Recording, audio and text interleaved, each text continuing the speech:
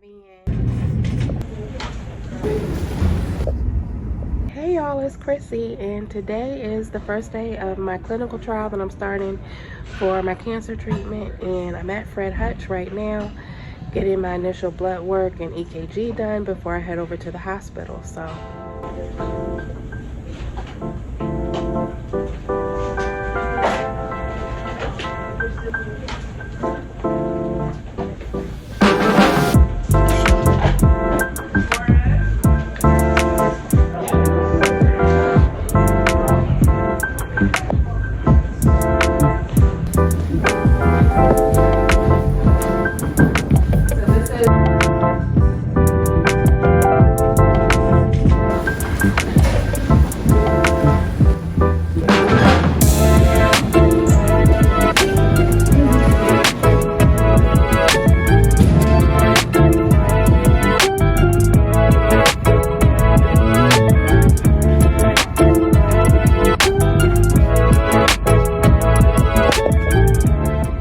I just checked into my hospital room and I'm getting all situated.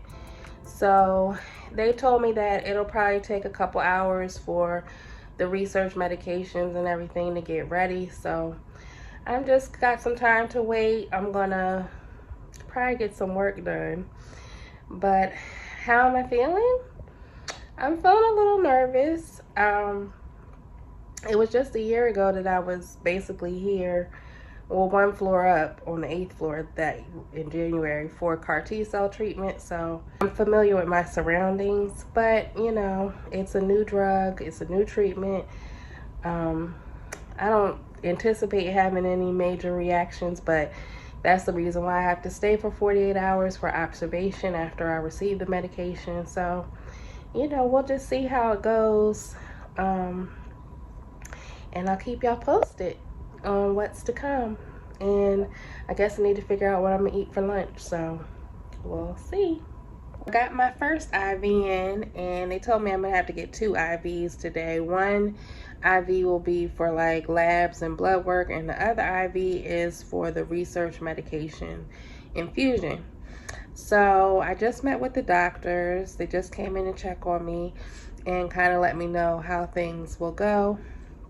One of the main reasons why I have to be hospitalized for 48 hours on this is because one of the reactions that could possibly happen to the medication is called CRS, which stands for cytokine release syndrome.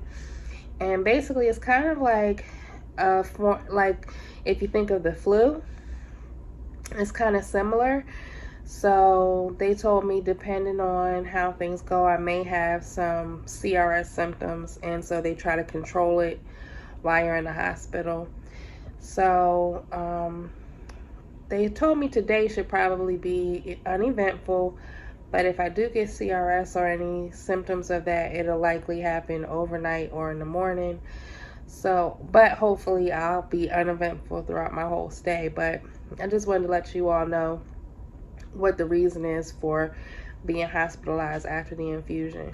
And I have to repeat this next Monday and the following Monday, but those hospitalizations will just be for 24 hours instead of 48 hours for the second and third dose. So that is the update on that. I did just get my food. So I just got my lunch. Let me show you what I got. So I ordered a turkey sandwich, apple juice, I got some baked Lay's, grapes, and I felt like eating a hard-boiled egg and some ginger ale. Not the healthiest, but right now I just kind of want to feel comfortable. So that is my lunch. I'm going to go ahead and eat, and I'll update you guys on what's next. So I just got my infusion started. I was given my pre-med, so I'm feeling a little drowsy because they gave me IV Benadryl plus some other stuff, and they gave me this steroid called dexamethasone, which I'm not a big fan of because it makes you stay up like you can't sleep. So right now, because they gave me the IV Benadryl, I'm going to feel sleepy, but probably in a little while I'm going to be wide awake, and I'll probably be up all night. Hopefully I'll be able to get some rest, but that steroid, my history with it is I could stay up for like 36 hours or even 2 days straight on that medication. So I'm hoping that doesn't repeat tonight. But yeah, they got my infusion started. You see my medicine going in, and it's going right on in. So the infusion lasts, they said, for an hour, so it's a pretty slow infusion. And right now we're just waiting to see if I have any reactions, any subtle reactions or not so subtle reactions to the medication, and see how things go. I will say, this being my first clinical trial, there is so much blood work being drawn. So the research nurse will be in a few minutes to take blood work again. They took it before I started. They're going to take it 30 minutes into the infusion. They're going to take it 60 minutes in, and then they're going to take it again a half an hour later. And then I'm going to be monitored all night long into tomorrow. So that is the update for where I'm at right now. I don't feel anything other than my mouth is a little dry. So I suppose that's no news is good news. And we'll see how things go for the rest of the night. Hey, so I ended up falling asleep after all. And I just woke up. It's 1:30 a.m. They just came in and did my labs again. So I realized, oh, I didn't check in with you guys and let you know how I was doing. I'm still feeling just fine. I'm thankful that I was able to get a little bit of rest. And I'm feeling like I want to try to go back to sleep. So I know they won't come back in for labs till about 8 a.m. So I don't have to worry about that. So yeah, I'm just relaxing for right now, and we'll see how things go in the morning. I'll check back in with you guys then. But yeah, it's been uneventful so far. So it is 3 o'clock the following day, and let me just update you about last night. I got woken up about 1 a.m. about to do more blood work, and then I kind of dozed off and woke back up. So I think I've been up since about 2 or 3 a.m. So I was expecting that because they gave me that dexamethasone steroid medication, and that makes you stay up. So it's 3 p.m. in the afternoon, and I've been up, but now I'm starting to feel a little drowsy, like I might be able to take a nap. And I do have a little bit of nausea. So they gave me some really good anti-nausea medication. But as long as I don't have any reactions, which I have not had, thankfully, I'll be able to go home tomorrow night at around 8 p.m. because that'll be 48 hours after I received my dose. So fingers crossed I don't have any reactions. I haven't had a fever, which is a sign of a reaction. So I'm hoping that things stay uneventful and my nausea subsides. I did forget my bonnet at home, so my hair is kind of just all over the place. I was able to get my walk in last night, and my plan is to do another walk around the hospital floors tonight as well, so I was glad to do that. So I'm on what's called the bone marrow transplant floor, and usually the people that are on the floor with me are receiving stem cell transplants or CAR T-cell therapy, which is what I got earlier in January of this year. So I think I might be the only one here who's on this clinical trial right now. I don't think anybody else here right now is going through the trial. The difference between this and the CAR T-cell therapy is, of course, the length of stay.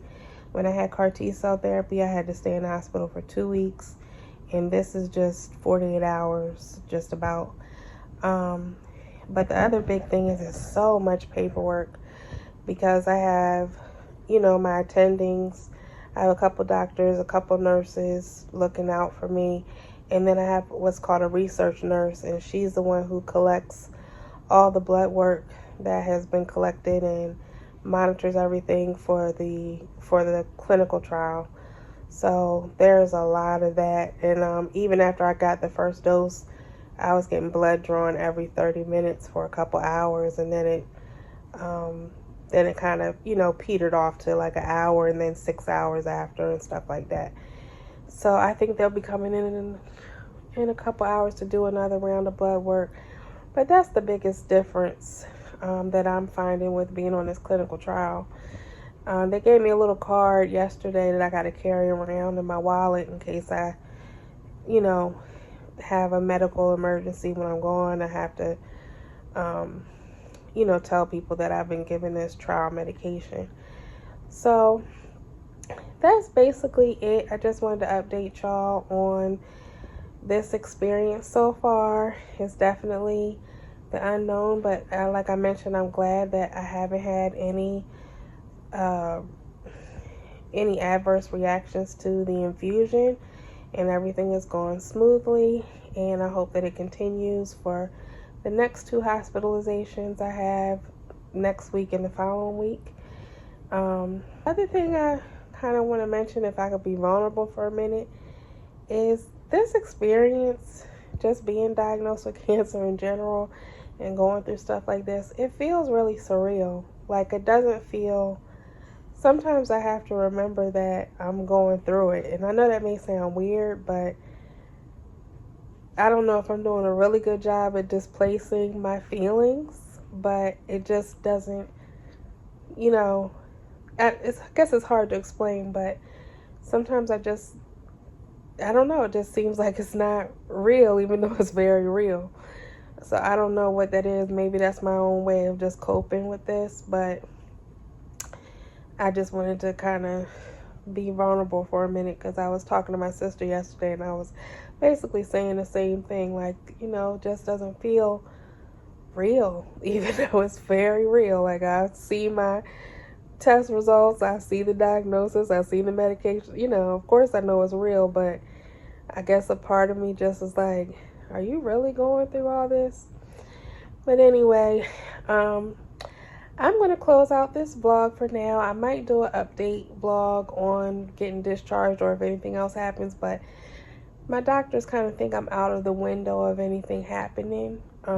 They told me if something was going to happen, it would have been last night or early this morning. So it's the afternoon now, so I think, knock on wood, I'm out of the woods for any adverse reaction. So I'm going to close out the vlog. But I'm so glad and thankful for you coming along on this experience with me. And of course, I'll update you on what's going on with everything in future videos. And hopefully I'll be back to my outside walks when I get back home after tomorrow. And yeah, so thanks again for watching. Thanks for all of the support, all the supportive prayers, loving comments, and encouragement. It really means a lot, especially because at first I was so uncertain about sharing my story in the, you know, online like that, but I really do appreciate the support. It means a lot, and you know, I don't feel as alone, you know. So I wanted to come back in and add this quick bit that what I've been doing since I've been up since 3 a.m. is I have been catching up on all of the YouTube videos that I've not been able to catch up on. So I follow a lot of people on YouTube. I'm subscribed to a lot of channels, but there are about 30 or 40 channels that I closely follow, like make sure I get their notifications. And a lot of those channels are people who are subscribers to my channel. So I just always want to make sure I'm able to go back and support their channels as well and watch their videos. So thankfully I was able to get through most of those channels because it's Vlogmas right now. And even though I'm not participating in Vlogmas, a lot of other YouTubers are. So I was able to enjoy all of those videos since I've been up. And that has been really encouraging, just to watch everybody celebrating the holidays and the Christmas season. So yeah, that is how I've been passing my time, and it's been so enjoyable. So if you're one of those people, thank you for putting out great content, because when I'm going through something like this, it's so nice to see what other people are doing. So I just wanted to add that to this video. All right. So anyway, thanks again for watching. Don't forget to leave a comment, like the video, subscribe to my channel, and I will see you in the next video. Bye.